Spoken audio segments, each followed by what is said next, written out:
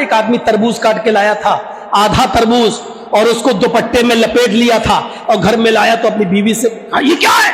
بیوی نے پوچھا چپ، ارے بتاؤ یہ کیا ہے؟ سفید دوپٹہ لال ہو گیا، کیا ہے؟ یہ دشمن تھا میرا، اسی گاؤں میں رہتا تھا، میں نے اس کی گردن کاٹ دی ہے، کہنا نہیں کسی سے، رات ہوگی ہم اس کو پھینک آئیں گے کہیں ندی میں تالاب میں، کسی سے کہنا نہیں تم۔ ارے نہیں تم میرے شوہر میں کیسے کہہ دوں گی تمہارے بارے میں؟ اچھا اس کو رکھ دو، رات میں پھینک آنا، ٹھیک ہے۔ اب محلے کی عورتیں تو آتی جاتی ہیں، ان کو کون روک لے گا بھائی گھر میں آنے سے؟ ایک عورت آئی، اس کی نظر پڑ گئی، یہ کیا ہے؟ چپ، اس کی بیوی بولی چپ، کسی سے کہنا نہیں۔ کیوں کیا ہے؟ ارے میرا آدمی کسی کی گردن کاٹ کے لایا، رات ہوگی تو پھینکے گا، تم کسی سے کہنا نہیں۔ مغرب کی اذان بعد میں ہوئی، پولیس پہلے آ گئی اس کے گھر پر، پورے گھر کی تلاشی لی، بتاؤ کون آدمی مارا گیا، کون آدمی کیا ہوا، کس کی قتل کر کے؟ اس نے ہنستے ہوئے کہا صاحب قتل وتل کسی کا نہیں کیا، اس دوپٹے میں تربوز ہے دیکھ لیجیے آپ۔ اس نے اٹھا، پھر کیا ہوا؟ کہ میں دیکھنا چاہتا تھا کہ عورتیں پیٹ کی کتنی مضبوط ہوتی ہیں، تو آج مجھے اندازہ ہو گیا ہے کہ اب کون سی بات اپنی بیوی کو بتانا چاہیے اور کون سی نہیں بتانا چاہیے، اور بیوی کتنی پیٹ کی مضبوط، فطرت ہے، نہیں روک پاتی ہے، وہ نہیں کنٹرول کر پائے گی۔ میرے پیارے ساتھیوں، یہاں پر آپ اپنے آپ کو لائیے اور سوچئے، شراب کی حرمت کا اعلان کب ہو رہا ہے؟ جب شراب کے نشے میں آدمی ایک دوسرے سے افضل قرار دے رہا اپنے آپ کو۔ حضرت حمزہ نے بھی کہا کہ تم سب میرے باپ کے غلام ہو، یعنی نبی اکرم جیسی شخصیت کو بھی شراب کے نشے میں کچھ نہیں سمجھا جا رہا ہے۔ آئیے مسند احمد کا وہ واقعہ بھی ہم آپ کے سامنے رکھ دیتے ہیں کہ ایک انصاری ایک نوجوان نے جو شادی شدہ تھا، اس نے شراب پی، لیکن جب شراب حرام نہیں ہوئی تھی، اس وقت کی بات ہے جب شراب حرام نہیں ہوئی تھی، اس نے شراب کو ہاتھ لگا لیا، شراب کو پی لیا۔ شراب پینے کے بعد اس کو نشہ چڑھ گیا، جب نشہ چڑھا تو بیوی اور بیٹی کے فرق کو وہ بھول گیا، اور اس نے نشے میں اپنی بیٹی کا ہاتھ پکڑ لیا۔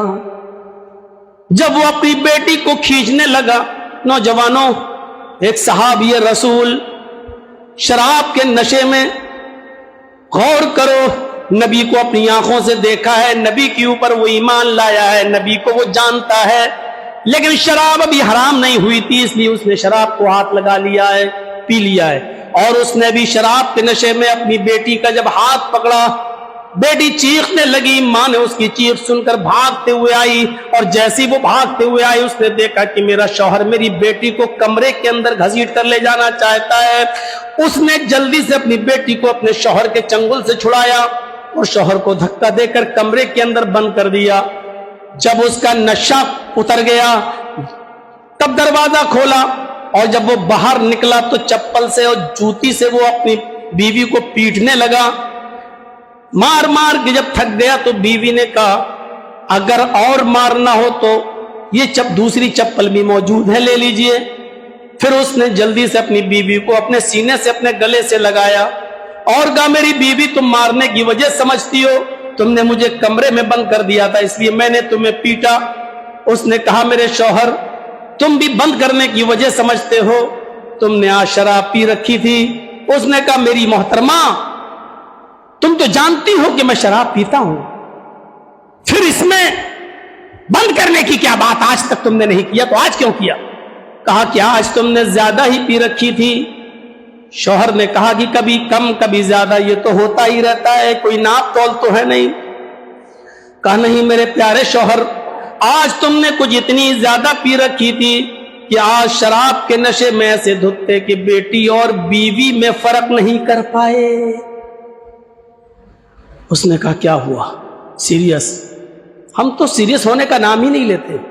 سیریس کیا ہوا؟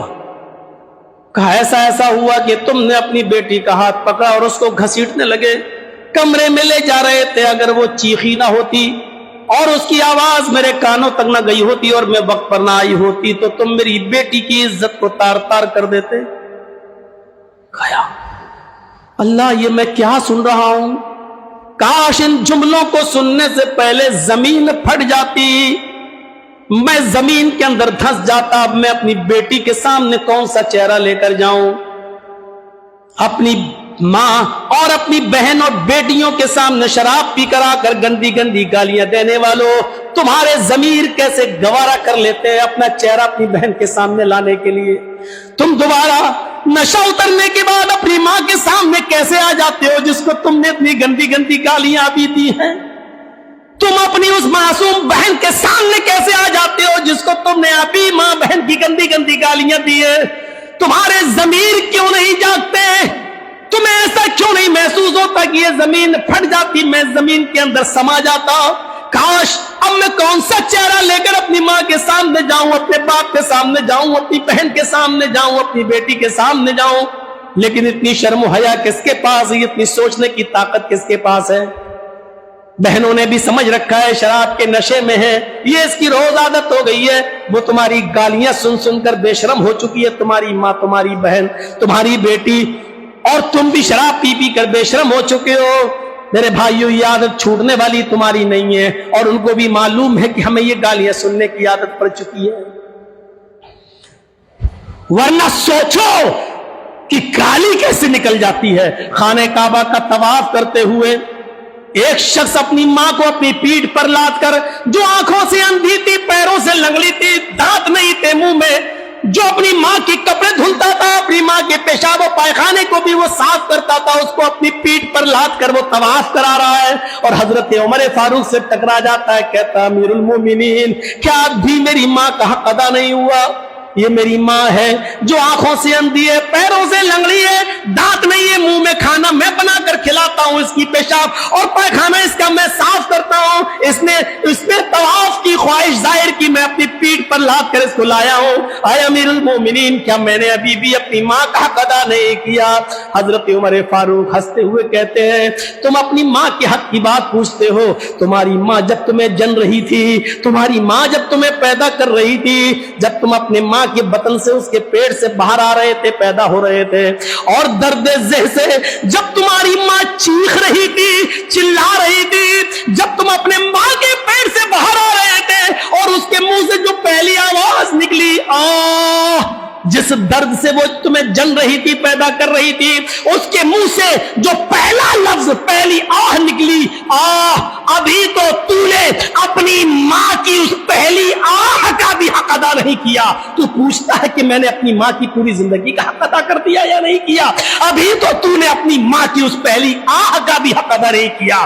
جس کا مقام، جس کا مرتبہ اتنا بلند ہو، اس کو تم شراب کے نشے میں کیسے ماں بہن کی گالیاں دے دیتے ہو، اور کیسے گوارا کر لیتے ہو اس کے سامنے اپنا شراب پیا ہوا تھوتڑا اور تھوپڑا اس کے سامنے لانے کے لیے، کیسے تمہارے ضمیر گوارا کر لیتے ہیں؟ یہ کہتا ہے کہ اللہ، یہ زمین پھٹ جاتی اور میں زمین کے اندر دھس جاتا، میں اپنا کون سا چہرہ لے کر اپنی بیٹی کے سامنے جاؤں؟ پھر اس نے گھر میں رکھی ہوئی شراب کی ساری بوتلوں کو توڑ دیا۔ نوجوانوں یاد رکھنا، مسند احمد کی روایت یاد رکھنا، اس نے شراب کی ساری بوتلوں کو توڑ دیا۔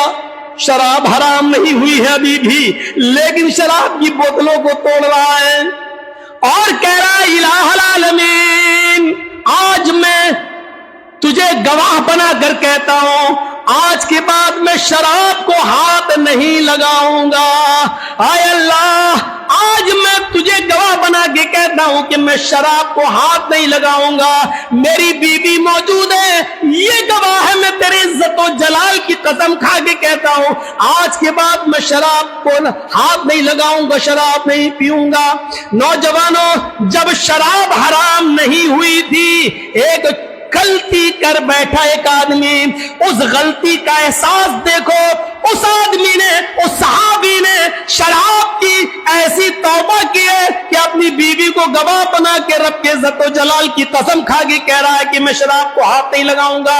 جب حرام نہیں ہوئی تھی تو لوگ اس کا نقصان دیکھ کر اس کو چھوڑ دیا کرتے تھے، ہمارے نبی نے تو اس کو حرام کر دیا ہے۔